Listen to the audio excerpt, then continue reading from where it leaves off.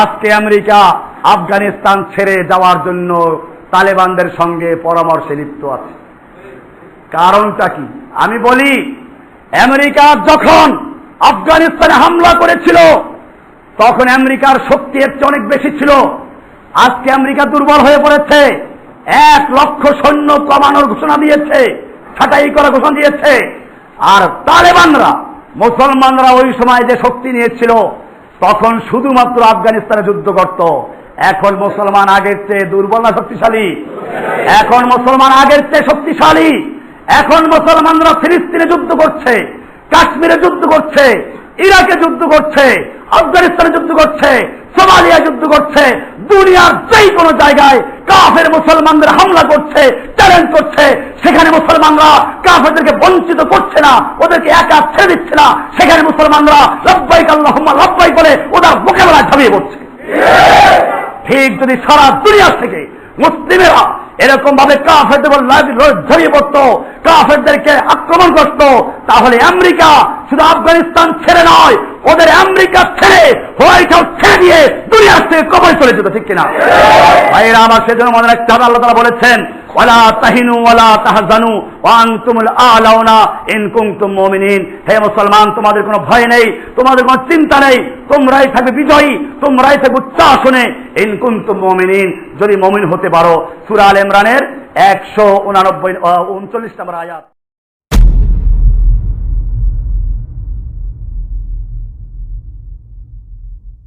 ওয়াইদা সালতা ফাসআলিল্লাহ, আর যখন তুমি চাবে শুধুমাত্র কার কাছে চাবে?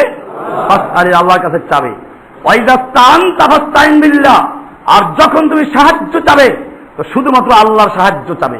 ওয়ালাম, জেনে রাখো, আন্নাল উম্মাতা লাউ ইজতামাআত আলা আন ইয়ানফাউকা বিশাইইন, সমস্ত সৃষ্টি, সমস্ত মাখলুক, অন্য রাওয়াতে আছে আন্না আহলাস সামাওয়াত ওয়াল আরদ, আসমানবাসী ওয়াল জিন্না ওয়াল ইনসা, জিন ইনসান, আসমানবাসী জমিনবাসী সব যদি একত্র হয়, আলা আন ইয়ানফাউকা বিশাইইন, তোমার কোন উপকার করার জন্য, লাম ইয়ানফাউকা ইল্লা বিশাইইন ক্বাদ কাতাবাহুল্লাহু লাকা, সকলে মিলে তোমার কোন উপকার করতে পারবে না, শুধু অতটুকুই করতে পারবে যতটুকু আল্লাহ তাআলা আগের থেকে তোমার জন্য লিখে রেখেছেন।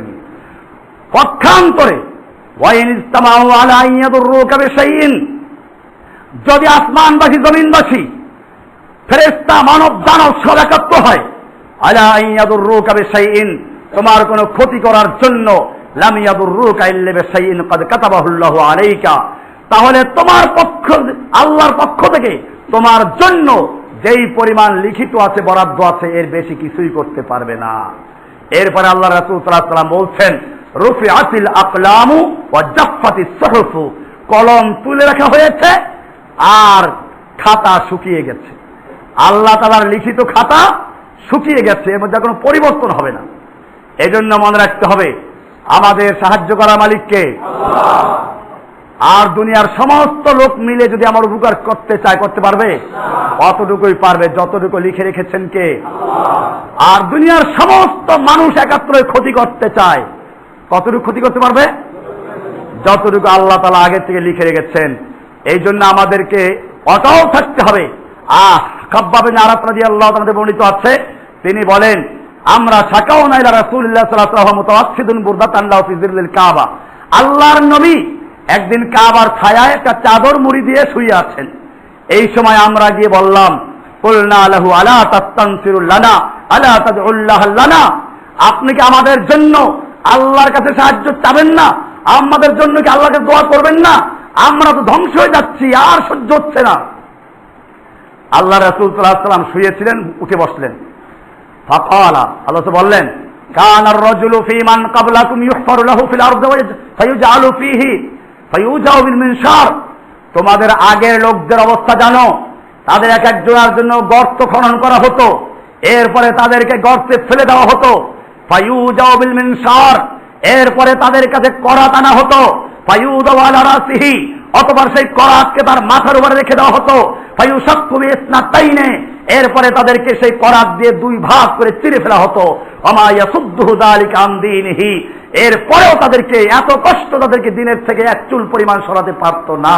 ওয়ায়ুমশাতু বিআমশাতিল হাদীদে, আর তাদের এক একজনের লোহার চিরুনি দিয়ে তাদের মাদুনা লাহমিহি মিন আযমিন ওয়া আসাবিন, তাদের গোশতগুলোকে, রগগুলোকে চিরুনি দিয়ে, লোহার চিরুনি দিয়ে ছিঁড়ে ফেলা হতো। ওমা ইয়াসুদ্দুহু যালিকা আন দীনিহি, এরপরেও তাদেরকে আল্লাহর দিন থেকে এক চুল পরিমাণ সরাতে পারত না। আল্লাহি লাইউতিম্মান্না হাযাল আমরা, আল্লাহর কসম, আল্লাহ তাআলা এই দিনকে পরিপূর্ণ করে ছাড়বেন। হাত্তা ইয়াসির আর-রাকিবু মিন সানআ ইলা হাযরামাউত, এমনকি একজন আরোহী সানআ থেকে হাযরামাউত পর্যন্ত ভ্রমণ করবে একা একা, লা ইয়াখাফু ইল্লাল্লাহ, আল্লাহ ছাড়া কাউকে ভয় করবে না। আবি যিবা আলা গানামিহি, অথবা বকরি নেকড়ে বাগে নিতে পারে এই ভয় থাকবে, এছাড়া আর কোনো ভয় থাকবে না। ওয়ালাকিন্নাকুম তাস্তাজিলুন, কিন্তু তোমরা বড় তাড়াহুড়া করছো, তোমরা বড় তাড়াহুড়া করছো। ভাইরা আমার, এজন্য আল্লাহর রাসূল সাল্লাল্লাহু আলাইহি ওয়াসাল্লাম আমাদেরকে হুকুম দিয়েছেন, আল্লাহ তাআলা হুকুম দিয়েছেন অটল থাকা, ইস্তেকামত। আমি আলোচনা করি ইস্তেকামত নিয়ে, অটল থাকা। রাসূল আকরাম সাল্লাল্লাহু আলাইহি ওয়াসাল্লাম যখন দেখতেন আল মুস্তাদরাক আল হাকিম আলা সাহিহাইন লিন-নিসাপুরি, সেখানে লিখেছেন 5646 নম্বর হাদিসে, আর ইবনে সাদ ক্বালা কান আম্মার ইবনে ইয়াসির ওয়া আবুহু ওয়া উম্মুহু ওয়া আহলু বাইত ইসলামিন ওয়া কানা বানু মখজুম, আম্মার ইবনে ইয়াসিরকে, তার বাপকে, তার মাকে শাস্তি দিচ্ছিল। রাসূলুল্লাহ সাল্লাল্লাহু আলাইহি ওয়াসাল্লাম দেখতেছেন শাস্তি দেওয়া হচ্ছে, তাদেরকে চরম শাস্তি দেওয়া হচ্ছে। আম্মারের মা সুমাইয়াকে লজ্জাস্থানে বর্ষা দিয়ে আঘাত করে হত্যা করা হলো। ইসলামের প্রথম শহীদের নাম কি? সুমাইয়া রাদিয়াল্লাহু তাআলা আনহা, মক্কার একজন মহিলা, ইসলাম গ্রহণ করার কারণে যার লজ্জাস্থানে বর্ষা দিয়ে আঘাত করে হত্যা করা হয়েছিল। আল্লাহর নবী যখন তাদেরকে দেখলেন, ফাকাল রাসূলুল্লাহ সাল্লাল্লাহু আলাইহি ওয়াসাল্লাম সাবরান ইয়া আলি ইয়াসির, সাবরান ইয়া আলি ইয়াসির, ফাইন্না মাওইদাকুমুল জান্নাহ, হে ইয়াসিরের পরিবার, সবর করো, সবর করো, তোমাদের জন্য তোমাদের জন্য আল্লাহর ওয়াদা হচ্ছে জান্নাত। এইভাবে অটল থাকতে বলেছেন। কোরআনুল কারীমে সূরা আসর আল্লাহ বলছেন, ওয়া তাওয়াসাউ বিল হক্কি ওয়া তাওয়াসাউ বিস সবর, মুমিনদের বৈশিষ্ট্য হকের উপরে থাকতে হবে, হকের দাওয়াত দিতে হবে, হকের দাওয়াত দিলে বিপদ আসবে, সেজন্য সবর করতে হবে। ওয়া তাওয়াসাউ, ভাইরা আমার, এজন্য যে ইস্তেকামত থাকে, আল্লাহ বলছেন কোনো ভয় নাই। কোরআনুল কারীমের সূরা আহকাফের 13 নম্বর 14 নম্বর আল্লাহ বলছেন, এবার শুনুন, ইন্নাল্লাযীনা ক্বালু রাব্বুনাল্লাহ সুম্মা ইসতাকামু তাতানাজ্জালু আলাইহিমুল মালায়েকা, আল্লাহ রাব্বুল আলামিন বলছেন, ইন্নাল্লাযীনা ক্বালু রাব্বুনাল্লাহ, নিশ্চয় যারা বলে আমাদের রব হচ্ছেন কে? আল্লাহ। সুম্মা ইসতাকামু, এরপরে ইস্তেকামত থাকে, অটল থাকে, অবিচল থাকে, বিচলিত হয় না, ইস্তেকামত থাকে, কুফফারদের শক্তি দেখে ভয় পায় না, অটল থাকে। ফালা খাউফুন আলাইহিম ওয়ালা হুম ইয়াহজানুন, তাদের কোনো ভয় নেই, তাদের কোনো চিন্তা নেই। উলাইকা আসহাবুল জান্নাহ, এরা হচ্ছে জান্নাতবাসী। খালিদিনা ফিহা, তারা চিরস্থায়ী জান্নাতে থাকবে। জাযাম বিমা কানু ইয়ামালুন, তারা যা আমল করেছে তার বিনিময় স্বরূপ আল্লাহ তাআলা তাদেরকে জান্নাত দিবেন। এরপরে সূরা ফুসসিলাতের 30 থেকে 32 নম্বর আল্লাহ বলছেন, ইন্নাল্লাযীনা ক্বালু রাব্বুনাল্লাহ, নিশ্চয়ই যারা বলে আমাদের রব হচ্ছেন কে? আল্লাহ। সুম্মা ইসতাকামু, এরপরে তারা অটল থাকে। তাতানাজ্জালু আলাইহিমুল মালায়েকাতু, তাদের উপরে ফেরেশতারা অবতীর্ণ হয়, ফেরেশতারা নাজিল হয়, আর অভয় দিতে থাকে। আল্লাহ তাখাফু, তোমাদের কোনো ভয় নেই, তোমরা ভয় করো না। ওয়ালা তাহজানু, কোনো চিন্তা করো না, ভয় করো না। দুনিয়ার কাফেরদের কত বড় শক্তি আছে, চিন্তা করো না পরে কি হবে, আমার বউ কি হবে, বাচ্চা কি হবে, আমার খানকা কি হবে, দরগা কি হবে। ওয়ালা তাহজানু, ভয় করো না, চিন্তা করো না। ওয়াবশিরু বিল জান্নাতিল্লাতী কুনতুম তুআদুন, তোমরা ওই জান্নাতের সুসংবাদ গ্রহণ করো যে জান্নাতের জন্য তোমাদের ওয়াদা করা হতো। নাহনু আউলিয়াউকুম ফিল হায়াতিদ দুনিয়া ফিল আখিরাহ, আমরা তোমাদের সঙ্গে বন্ধু হিসেবে আছি, দুনিয়ার জীবনেও তোমাদের সঙ্গে আছি, আখিরাতেও তোমাদের সঙ্গে আছি। ওয়ালাকুম ফিহা মা তাশতাহি আনফুসুকুম, আর তোমাদের জন্য সেখানে রয়েছে যা তোমাদের মন চাবে। ওয়ালাকুম ফিহা মা তাদউন, এবং সেখানে তোমরা যা দাবি করবে সব পেয়ে যাবে। নুজুলাম মিন গফুরির রহিম, আল্লাহর পক্ষ থেকে, মহান আল্লাহ ক্ষমাশীল দয়াময় আল্লাহর পক্ষ থেকে মেহমানদারি। কার মেহমানদারি? এই মেহমানদারির জন্যই তো তৈরি থাকতে হবে। এই জন্যই আপনারা জানেন আজকে আমি প্রায় বলি, লক্ষ কোটি মুসলমান, 150 কোটি মুসলমান, গত জুমাতে যুগ যুগ ধরে আমরা শুনি ফিলিস্তিনের মুসলমানদের গুলি করা হচ্ছে। গত জুমাতেও ফিলিস্তিনের বাইতুল মুকাদ্দাস মসজিদে গুলি করা হয়েছে, ঠিক কিনা? আপনারা দেখেছেন, সেখানে যুবককে হত্যা করা হয়েছে, গুলি করা হয়েছে, আগুন লাগানো হয়েছে, মুসলমানদের হত্যা করা হচ্ছে। মুসলমানদের কোরআনুল কারীমকে এই আমেরিকান সৈনিকেরা আফগানিস্তান আগুন দিয়ে পুড়িয়ে দিয়েছে। এই জন্য মুসলমান কি প্রতিক্রিয়া করলো? কিছু মিছিল মিটিং করলো, শেষ। বর্তমানে মিছিল মিটিং যে হবে না, কুফফারদেরকে পুরা দুনিয়ার যেখানে পাওয়া যায় সেখানে আমেরিকা অ্যাটাক করতে হবে, ঠিক কিনা? আপনারা জানেন আজকে কাফের শুধু আফগানিস্তানে নয়, আমি প্রায় বলে থাকি, আফগানিস্তানে যেমন আমেরিকার বিরুদ্ধে লড়াই হচ্ছে, ফিলিস্তিনে লড়াই হচ্ছে, কাশ্মীরে লড়াই হচ্ছে, চেচনিয়া বস্তিতে লড়াই হচ্ছে, সোমালিয়া লড়াই হচ্ছে, বাংলাদেশেও সেই একই কুফফার আছে। বাংলাদেশি মুসলমানদের জন্য ফরজ হয়ে গেছে, যেই কাফের আফগানিস্তানে মুসলমানদের হত্যা করছে, মুসলমানদের কোরআন পুড়িয়েছে, যেই কাফের ফিলিস্তিনি ভাইদেরকে গুলি করছে, তাদের বিরুদ্ধে দুনিয়ার সব জায়গাদেরকে আক্রমণ করা ফরজ হয়ে গেছে। ভাইরা আমার, মনে রাখতে হবে, আজকে মুসলিম জাতি সেই ইস্তেকামত ভুলে গেছে, কাফেরদের ভয়ে থরথর করে কাঁপছে। আমি বলে থাকি 150 কোটি মুসলমান, আর ওদিকে ইহুদি রাষ্ট্রের ইহুদি সংখ্যা কত? 70 লাখ। মাত্র 70 লাখ, 1 কোটিও না। এই 70 লাখ ইহুদি মুসলমানদের হামলা করছে, আর মুসলমান নীরব দর্শকের ভূমিকা পালন করছে। ইহুদি খ্রিস্টান কবে সাহায্য করবে, আমেরিকা কবে সাহায্য করবে, সেই সাহায্যের জন্য পেতে বসে আছে, ঠিক কিনা? ভাইরা আমার, তারপরও সবাই না, কিছু লোক যুদ্ধ চালিয়ে যাচ্ছে, কিছু লোক লড়াই করে যাচ্ছে। আপনারা দেখেছেন, যার ফলে আজকে আমেরিকা আফগানিস্তান ছেড়ে যাওয়ার জন্য তালেবানদের সঙ্গে পরামর্শে লিপ্ত আছে। কারণটা কি? আমি বলি, আমেরিকা যখন আফগানিস্তানে হামলা করেছিল তখন আমেরিকার শক্তি এর চেয়ে অনেক বেশি ছিল। আজকে আমেরিকা দুর্বল হয়ে পড়েছে, 1 লক্ষ সৈন্য কমানোর ঘোষণা দিয়েছে, ছাঁটাই করার ঘোষণা দিয়েছে। আর তালেবানরা, মুসলমানরা ওই সময় যে শক্তি নিয়েছিল, তখন শুধুমাত্র আফগানিস্তানে যুদ্ধ করত। এখন মুসলমান আগের চেয়ে দুর্বল না শক্তিশালী? এখন মুসলমান আগের চেয়ে শক্তিশালী।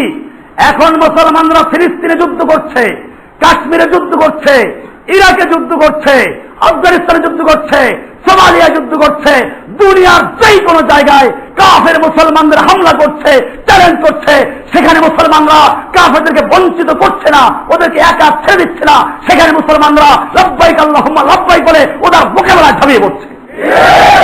ঠিক যদি সারা দুনিয়া থেকে মুসলিমেরা এরকম ভাবে কাফেরদের ঝরিয়ে পড়ত, কাফেরদেরকে আক্রমণ করত, তাহলে আমেরিকা শুধু আফগানিস্তান ছেড়ে নয়, ওদের আমেরিকা ছেড়ে হোয়াইট হাউস ছেড়ে দিয়ে দুনিয়ার থেকে কবরে চলে যেত, ঠিক কিনা?